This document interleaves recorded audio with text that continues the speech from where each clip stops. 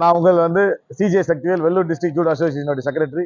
இப்போ அண்மையில் நடந்த ஜூடோ மாநில அளவிலான ஜூடோ விளையாட்டு போட்டி பெரம்பலூர்ல நடைபெற்றது. அதுல வந்து பாத்தீங்கன்னாக்கா +70 கேஜ் அண்டர் 17ல இரண்டாம் இடம் பிடித்த மாணவி ஜெய் அஸ்வினி செந்தில்குமார்.